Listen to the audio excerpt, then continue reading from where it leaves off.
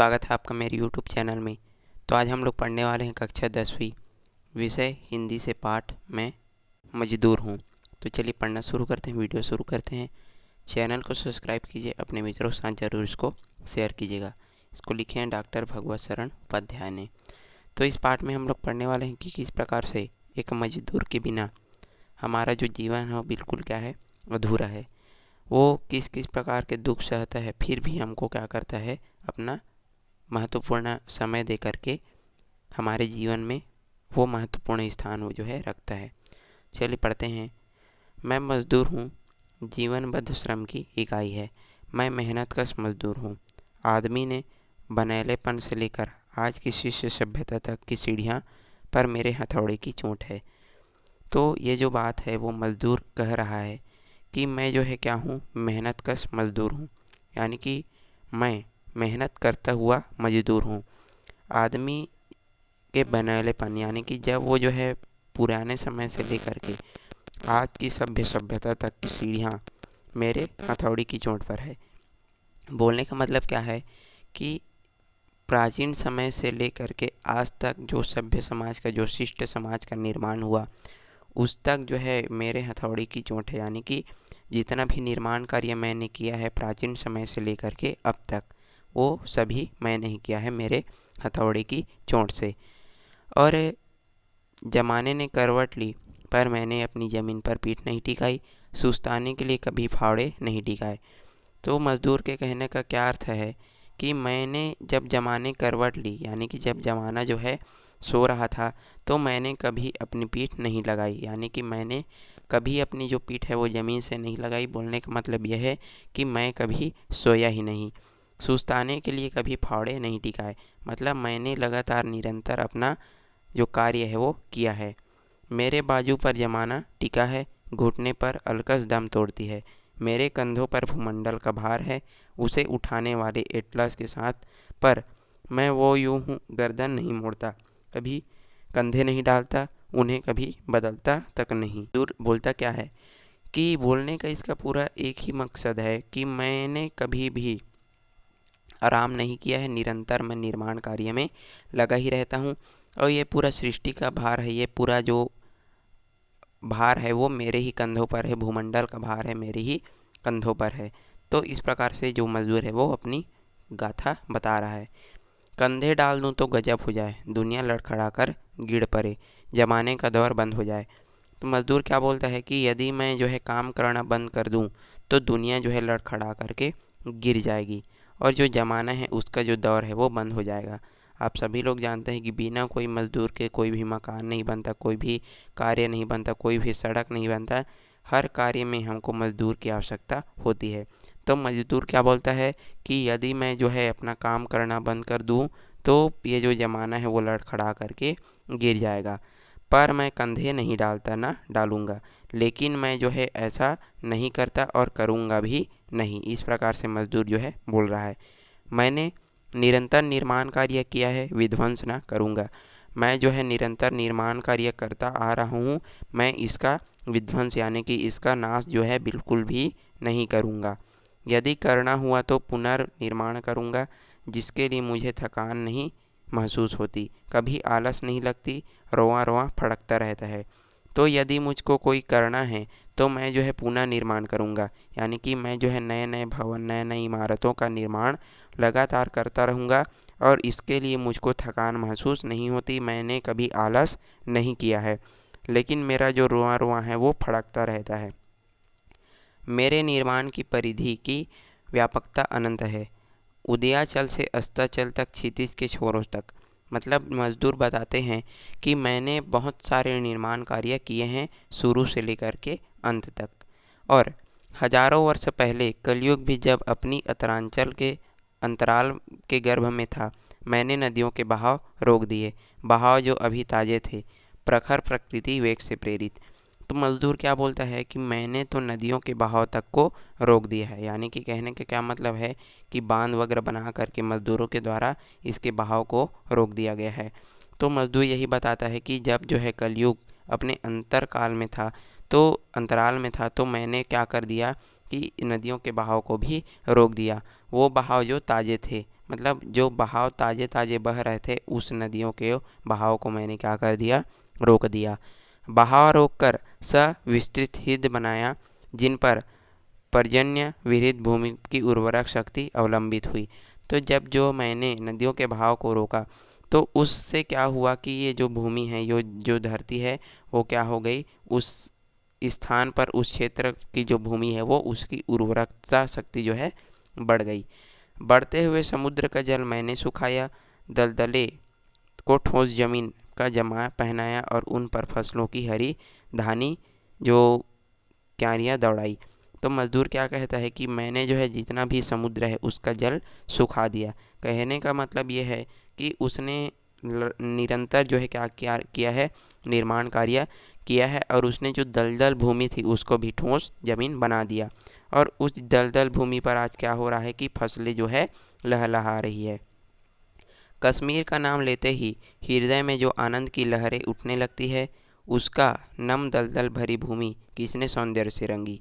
तो जैसे ही कश्मीर का नाम हम लेते हैं तो हमारे हृदय में एक अजीब सा आनंद जो है उठने लगता है। तो मज़दूर क्या कहता है कि उसका जो भूमि था वो कैसा था, नम और दलदल था। और उसको जो है सौंदर्य से किसने भरा, मज़दूर ने ही। किसने झेलम के तटवर्ती आकाश को सुरभि बोझिल वायु से मदहोश किया। तो जो झेलम है उसको भी मैंने ही क्या किया है, उसके वायु को मैंने ही अच्छे से बना दिया है। किसने केसर की फैली क्यारियों में जादू की मिट्टी डाली, कलहण की कलम से पूछो किसने किसने। तो मज़दूर जो है हमसे पूछता है कि मैंने ही सभी कार्य क्या है किए हैं और मैंने ही वहाँ पर केसर की जो क्यारियाँ हैं उसमें क्या डाली है, मिट्टी डाली है। पहले वो ज़मीन कैसी थी, दलदल थी, लेकिन अब मैंने उसको क्या कर दिया है, अपनी मेहनत से लगातार निर्माण कार्य करते हुए उसमें जादू डाल दिया है और उसमें क्या उगा दिया, केसर उगा दिया। दिन सोता था रात सोती थी पर मैं जागता रहा, जब नील नद की धारा छाती पर चट्टान धोती थी, दक्षिणी पहाड़ी में मेरी चट्टान। तो क्या बोलता है मज़दूर कि दिन सोता था रात सोती थी, मतलब लोग जो है सोते थे लेकिन मैं जो है जागता था, निरंतर कार्य करता था। और जब जो है नील नदी की धारा छाती पर जो है चट्टान धोती, यानी कि नील नदी था उस पे क्या था कि उसमें चट्टान जब आती थी तो उसको जो है मैंने काट करके उसका रास्ता जो है बनाया है। इन चट्टानों को मैंने नील की सबल छाती से उठाकर अपनी छाती पर रखा, अपने बाजुओं पर, कंधों पर, गर्दन पर और चढ़ा लिया। 500 फुट ऊपर आसमान की छाती छेद गीजा और सक्करा के मैदान में अपनी जिंदा छातियाँ से, इसलिए कि मुर्दा छातियाँ उस धूप से भूमि बलु जो पूरे पिरामिडों की छाया पर चिर निद्रा में सो जाए। तो यहाँ पर क्या बता, मैंने जो है क्या बनाया है, गीजा के जो पिरामिड हैं उसको ही मैंने ही बनाया है। मैंने इसलिए बनाया ताकि जो मुर्दे हैं वो उसमें आराम से क्या कर सके, सो सके। मतलब उसमें क्या बोले, जो पिरामिड है उसमें क्या रखा जाता है, जो राजा और रानियों के जो शरीर हैं उसको अच्छे सुरक्षित उसमें रख दिया जाता है। तो मज़दूर क्या बोलता है कि मैंने वो पिरामिड है वो खुद मैंने ही बनाए हैं और अपने कंधों पर इसका भार, अपने गर्दनों पर इसका भार सहा है। और उतने ऊंचे आसमान पर जो है मैंने पत्थरों को अपने कंधे पर लाद कर, अपने सिर पर जो है लाद करके ऊंचा पिरामिड बना दिया, ताकि ये जो मुर्दे हैं वो आसानी से उसमें सो जाए। मुर्दे कहने का क्या मतलब है कि जो राजा रानी होते हैं उसके शरीर को वहाँ पर आराम से रखा जा सके, इस कारण वहाँ पर पिरामिड वगैरह बनाए गए हैं। तो ये जो कुछ लोग बोलते हैं कि ये जो पिरामिड हैं उसको एलियन ने बनाया है, लेकिन एलियन ने इसको नहीं बनाया है, बल्कि किसने बनाया है, इंसानों ने ही बनाया है, मज़दूरों ने ही बनाया है। मैंने पहाड़ काटा, चट्टाने खोद कर तांबा निकाला, सोना चांदी लोहा कोयला हीरा। तो मज़दूर क्या बोलता है कि मैंने बड़े बड़े जो पहाड़ हैं उसको काट दिए हैं और चट्टानों को खोद करके मैंने नीचे से क्या निकाला, तांबा निकाला, सोना चांदी लोहा इत्यादि सभी चीज़ें मैंने निकाली है। पाताल में घुसकर जब तपता दिन नरक की रातों की अंधियारी लिए उन खानों में उतरता, मैं पत्थर काटता होता अपने मालिकों के लिए था। तो मज़दूर क्या बोलता है कि सबसे पहले जैसे कि हमको कोयला निकालना है तो कोयले की क्या होती है, खान होती है, तो उसका जो अंदर है वो ज़मीन के अंदर होता है, तो उसके लिए सुरंगें वगैरह बनाई जाती है। तो सुरंगें भी किसने बनाए हैं, मज़दूरों ने ही बनाए हैं। और उतना तपन होता है अंदर में, एकदम क्या होती है, गर्मी होती है, और क्या होता है, एकदम अंधियारा होता है। फिर भी जो मज़दूर है वो निरंतर कार्य करता रहता है अपने मालिकों के लिए, इस दुनिया के लिए। कोलार की खानों से अमेरिका की नई दुनिया तक, मैंने कोलार खान से लेकर के अमेरिका की जो दुनिया है वहाँ तक मैंने क्या किया है, निर्माण कार्य किया है। ज़मीन की छाती फाड़ फाड़ कर मैंने चमकता लोहे सा कठोर हीरा निकाला, और दक्षिण अफ्रीका में आज भी निकाला जा रहा हूँ, पर उसकी चमक के नीचे मेरी काली अंधियारी ज़िंदगी है। तो हीरा निकालने का कार्य भी किसने किया है, मज़दूर ने किया है।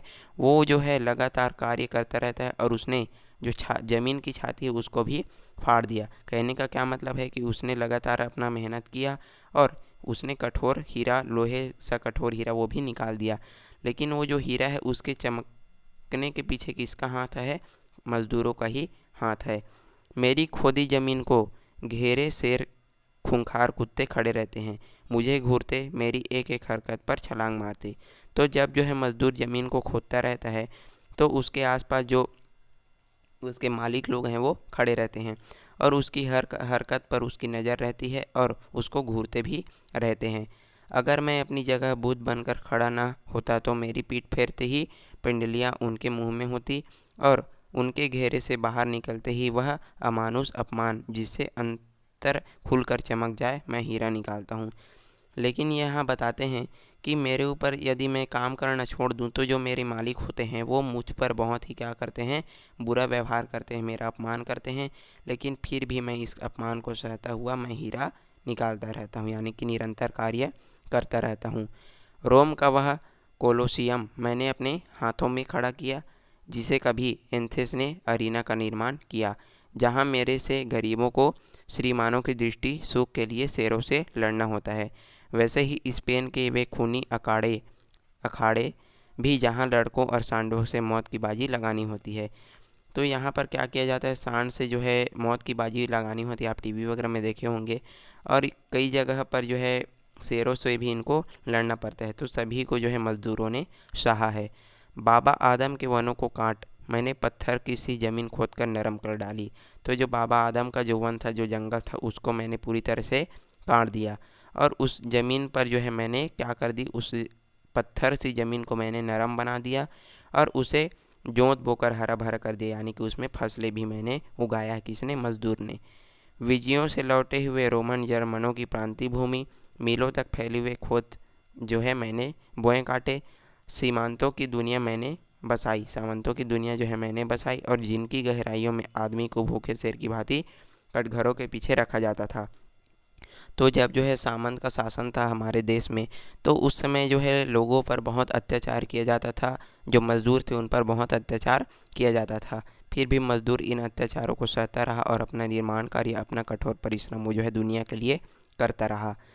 अफ्रीका के जंगलों से बनैली हालत में डाके चोरी साजिश द्वार में खींच ले जाया गया, और एक दूर की अनजानी दुनिया में समुद्र पार।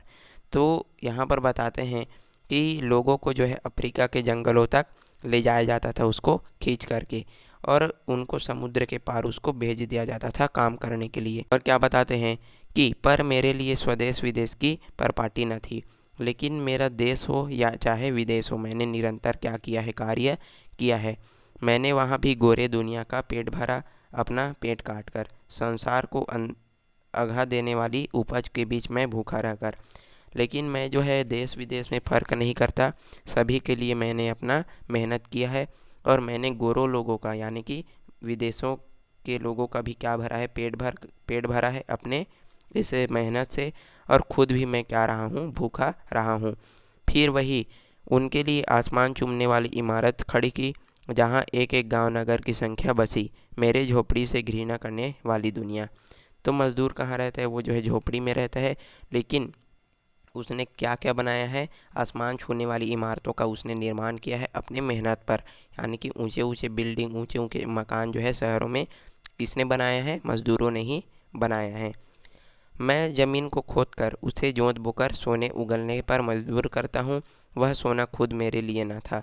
तो मज़दूर क्या करता है, उसको ज़मीन को खोदता है, उसमें बीज वगैरह बो करके उसको सोना उगलने के लिए क्या करता है, मजबूर करता है, यानी कि फसल उसमें उगा लेता है। लेकिन वो फसल वो खुद के लिए नहीं उगाता बल्कि दुनिया के लिए उगाता है। मेरे लिए सोना उगा आग था जिसे छूकर मुझे सूल की नोक पर चढ़ना होता। लेकिन जो भी कार्य वो जो है करता है वो खुद के लिए नहीं करता बल्कि दूसरों के लिए करता है, इस दुनिया के लिए करता है। मुझे उस फसल को काट कर दा उसान कर राशि कर देना था, पर उसका एक दाना भी छूना मेरे लिए मौत को परवाना था।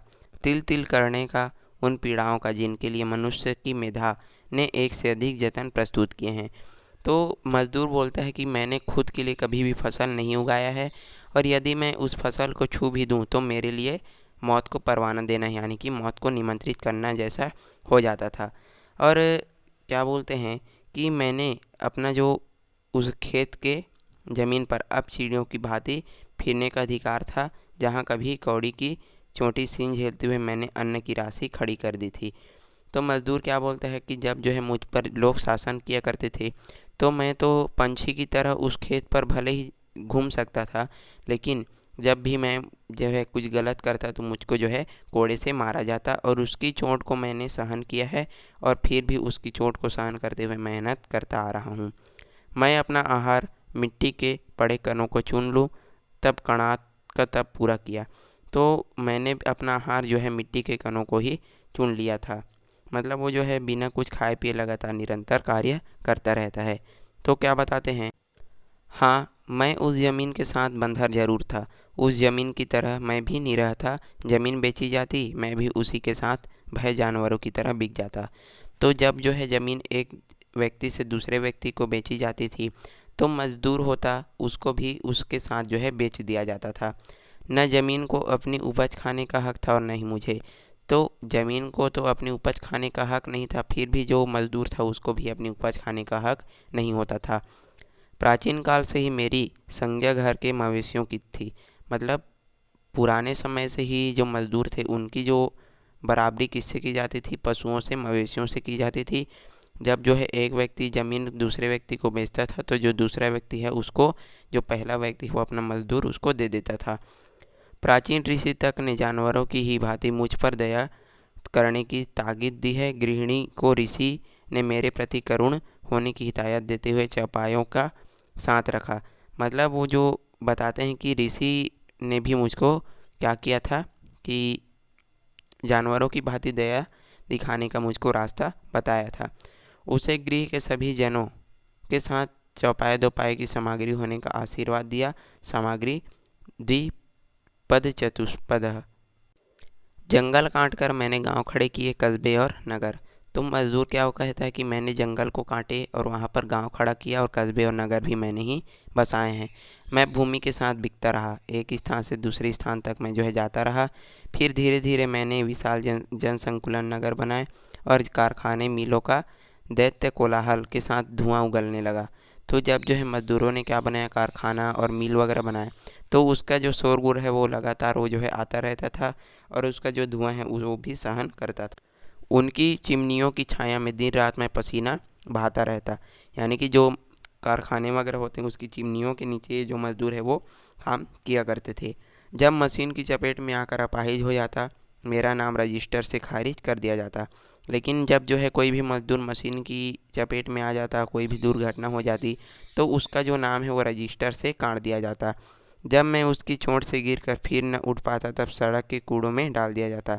तो जो लोग होते थे वो क्या करते थे कि मज़दूरों को उठा कर फेंक देते, उनका किसी प्रकार से इलाज नहीं करवाते।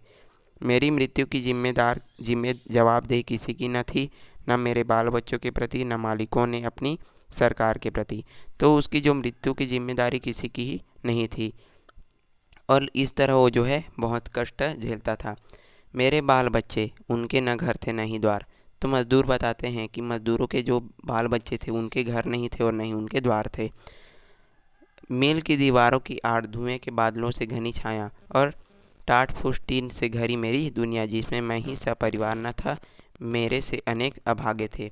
तो जो घर होते हैं मज़दूरों के वो बहुत ही क्या होते हैं, टूटे फूटे होते हैं, और उनमें वो जो है सपरिवार निवास करते हैं, और अनेक लोग भी वहाँ पर निवास करते थे। और वहाँ पर पापमय घिनौना जीवन शर्मनाक नरक के कीड़ा का। उधर ऊंची दुनिया में संसदों में पाप के विरुद्ध कानून बनते रहे और कानून बनाने वालों की इधर की दुनिया में उनके कानूनों को चरितार्थ करते हुए हम कृतज्ञ होते रहे। तो उधर क्या होता था कि नए नए कानून बनते थे, लेकिन इन कानूनों का किसी प्रकार से उपयोग इन पर नहीं किया जाता था।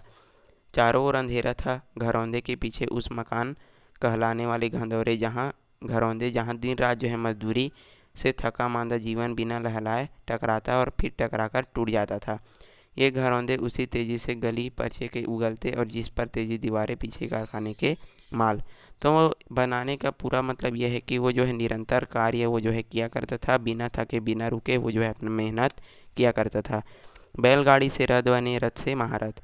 तो मजदूरों ने बैलगाड़ी से क्या बनाया, रथ बनाया, और रथ से क्या बना दिया, महारथ उसने बना दिया। उधर हमारी मिलों ने क्रांति की और हमने भाप से चलने वाले इंजन गढ़ लिए। इंजन तो ज़मीन पर दौड़ते थे, पानी पर तैरते थे। तो मज़दूरों ने क्या बनाया, भाप इंजन भी बनाने जो है उसने चालू कर दिया। और ये जो इंजन थे वो ज़मीन पर चलते थे, यानी कि गाड़ी वगैरह इन्होंने ही बनाए हैं। बैलगाड़ी रेल बनी, नाव जहाज आसमान चूमती लहरों तूफानों पर नाचने लगे, पर मैं वहीं का वहीं रहा। तो उसने क्या बनाया गया, बैलगाड़ी से रेल बना दिया, जहाज नाव ये सब चीज़ें जो है उसने बना दी। किसने, मज़दूर ने। लेकिन जो मज़दूर है वो वहीं का वहीं रहने लगा। मैं जैसे मोटर से ज़मीन नापी, वैसे ही अब अपने ही बनाई हवाई जहाज़ों के बाजों के छक्के छुड़ाने लगा, पर जैसे मैं उसकी कोई नहीं। तो मैंने जैसे क्या बनाया, मोटर जो रेलगाड़ी वगैरह बनाई, और लेकिन जो मज़दूर है वो वहीं का वहीं रह गया। भला उनके भीतर बैठने वाले से मेरा क्या वास्ता। नाव चलाने वाला मल्लाह नाव पर, उसे अपना कह दिन भर बैठा लेता। हलवाई अपनी बनाई मिठाई को जब तक चख लेता, पर मैं अपनी ही जोड़ी और बनाई मोटर को, जहाज़ को क्या अपने या उनके लिए एक मिनट भी नहीं भोग सकता। तो यहाँ पर बताने का मतलब ये है कि जब जो है हलवाई अपना मिठाई बनाता है तो वो जो है खुद खा सकता है, जो नाव चलाने वाला है वो अपना नाव खुद चला सकता है। तो क्या मैंने तो बहुत सारा निर्माण कार्य किया है, तो क्या मैं उसका उपयोग नहीं कर सकता। तो इस प्रकार से मजदूर का कहना है। इसके लिए मैंने पहाड़ों के लोहे कोयला और टीन खोदता हूँ, तेल और पेट्रोल जिसके विस्फोट से अनेक बार मुझ जैसी दुनिया पलट जाती। जिनके लिए धर्म का झंडा फहराने वाले जाल फरेब करते, कानून बनाते और कानून शर्म नामों के नाम पर खूनी लड़ाइयाँ लड़ते थे। तो इसमें बताते हैं कि मैंने जो है लोहा कोयला सब चीज़ जो है ज़मीन को खोद करके निकाला है, और कभी कभी जब पेट्रोल वगैरह निकालते समय विस्फोट हो जाता तो उस समय पूरी की पूरी दुनिया जो है पलट जाती थी। और कानून तो बनते, लेकिन उसका जो है गलत तरीके से उपयोग किया जाता था। और क्या बताते हैं, खूनी लड़ाइयाँ, इनके लिए मैं भी अपना खून पसीना एक करता। लड़ाइयाँ धर्म की है अधर्म की है, गुस्से और बर्दाश्त की, हक और नाहक की, लड़ाई और अमन की है, दोनों को मिटा देने वालों को भी, और कई किस्म की, जैसे कि उनमें किस्म किस्म की परिभाषा बनाने वाले कहते थे। तो इनको लड़ाइयों में भी जो है भेज दिया जाता था, और उनको जो है खून पसीना एक करके जो है लड़ा भी करते थे। जैसे युद्ध वगैरह होता था तब की बात यहाँ पर बता रहे हैं। मैं नहीं जानता उनकी परिभाषाएं। पिस्तू और खटमल तक की जाने निकलने, एक देख बार घबरा उठने वाला, मैदानों की भांति दिन रात चलती मशीनों के संहार के साधन सिरसता जा रहा हूँ, क्योंकि मेरा कारखाना हथियारों का है तो बंदूकों को गोले बारूदों का है। तो यहाँ पर क्या बताते हैं कि मैंने तो अनेक प्रकार के तोप गोले या कारखाने बंदूक के कारखानों में भी काम किया है, और लगातार मैं बिना रुके बिना थके काम करते आ रहा हूँ। और क्या बोलता है कि पिस्सू खटमल की चोट पर आंसू बहाने वाले मैं, आखिर चीटी और चीनी चटाने वाले कृपालु पिता के नाम से सेमनार चलाने वाले का नौकर ही तो हूँ। यानी कि जो मज़दूर है वो क्या बोलता है कि मैं तो इस दुनिया का क्या हूँ, नौकर हूँ, और लगातार मैं जो है काम करता रहता हूँ। मुझे इससे क्या, जीन मशीन बंदूक तोप जहाज़ों के टुकड़े हिस्से बनाता हूँ, वे एक दिन मुझे ही हाड़ मास के असंख्य जनों पर उखाड़ फेंकेंगे। तो क्या बोलता है कि यदि मैंने क्या बनाया, मशीन बनाया, तोप बनाया, बंदूक बनाया, तो यही मुझको एक दिन क्या कर देंगे, मार देंगे, और मेरा जो शरीर है वो टुकड़ा टुकड़ा कर देंगे। अब मैं तो तेली का बैल हूँ, कभी कहीं नाथ दो मैं चलता ही जाऊँगा, उन्हीं मशीनों की तरह जिन्हें चलाने वाले कई सारा चलना होता है। तो जो है मैं जो है लगातार निरंतर कार्य करता हूँ, मैं इस दुनिया के क्या हूँ, नौकर हूँ, ऐसा करके वो जो मज़दूर है वो अपनी बात बता रहा है। सुंदर आसमान पर पुल बांधने पर अपनी कुव्यत आप नहीं जानता। मतलब मैंने जो है सुंदर आसमानों पर बड़े बड़े पुल जो है बनाए हैं, बांध जो है बनाए हैं। एक बार मैं नहीं सोचता कि मेरे जिन हाथों से भरे मैदान को बगैर खून बहाए सुला देने वाले जादू है, उनमें मसीहा भी असर है। तो मैंने क्या किया कि जिन मैदानों में जो है पूरा क्या था, बंजर था, उसको मैंने हरा भरा कर दिया। काश मैं इसे समझ लेता, काश मैं इसके राज को अपने सामने बिखरे मृत्यु के साधनों को सिरस्ते इन्हीं की भांति साफ कर लेता। तो मजदूर कहता है कि काश मैं भी इन सभी चीज़ों की तरह इन सभी चीज़ों का उपयोग कर लेता। संसार आसमान के छोरों तक फैला हुआ है, धरती का विस्तार क्षितिज के पार तक वैसा ही व्यापक है जैसा आसमान। तो जिस प्रकार से आसमान फैला हुआ है, धरती भी उसी प्रकार से बहुत फैली हुई है। रत्नाकर का सौंदर्य उतना ही अमित है जितना वसुंधरा का, और उनके मंथन में शहरों की समृद्धि भरी, परंतु वह मेरे लिए क्यों नहीं। तो मजदूर पूछता है कि जितना भी चीज़ मैंने बनाया है उसमें मेरा अधिकार क्यों नहीं है। मैं पूछता हूँ, मुझ में कभी दानव की शक्ति थी? मेरे इस मानव की जो है मज्जा में, मेरी इन सिराओं में फैलावट के तारों की जकड़ पर आज इतना निसत्य मैं क्यों हूँ, इतना नगण्य और नंगा क्यों। तो यहाँ पर मजदूर जो है अपने जीवन के बारे में बताता है कि मैं जो है बहुत सी चीज़ें बनाता हूँ लेकिन उन पर मेरा अधिकार क्यों नहीं होता। दुनिया में क्या नहीं कौन सी चीज़ मैंने अपने हाथों से पैदा नहीं की। तो मज़दूर जो है सभी चीज़ों को अपने खुद हाथों से वो जो है अपने मेहनत से अपने पसीने से निर्माण करता है। और मेरे सहारे कारखाने अमित मात्रा में क्या माल उगलते हैं, यानी कि मज़दूरों के ही सहारे जो कारखाने हैं वो चलते हैं। मैं तृण से ताड़ बनाता हूँ, तिल से पहाड़, नगर को ढो सकने वाले जहाज़ों को लेकर सुई तक से कोई महान और अदनी चीज़ जो है मेरे स्पर्श के जादू से जीवन धारण कर लेती हो। तो सुई से लेकर के बड़ी बड़ी जितने भी चीज़ें हैं वो मज़दूरों ने ही बनाई हैं। लेकिन क्या होता है, पर यह सब कुछ मेरे लिए क्यों नहीं है। लेकिन ये जितना भी चीज़ है वो मेरे लिए नहीं है। मैं इसका तिनका तक भी नहीं ले सकता। तो मैं इसका कोई भी चीज़ जो है नहीं ले सकता, और खाने पहनने का अपार सामान तैयार करता हूँ। मेरा पेट भर नहीं सकता, वह तन जो है नहीं ढक सकता। तो मैंने तो खाने पहनने के लिए बहुत से चीज़ों को क्या किया है, तैयार किया है, लेकिन मैं इनका उपयोग खुद के लिए नहीं कर सकता। इसका उत्तर भला कौन देगा, इन्हें जो बनाता है या उनके लिए बनाता हूँ वे। तो इस प्रकार से मज़दूर का कहना है। आई होप आपको पाठ समझ आ गया होगा। तो चलिए इस आज के लिए बस इतना ही, मिलते हैं अगले वीडियो में, तब तक के लिए धन्यवाद।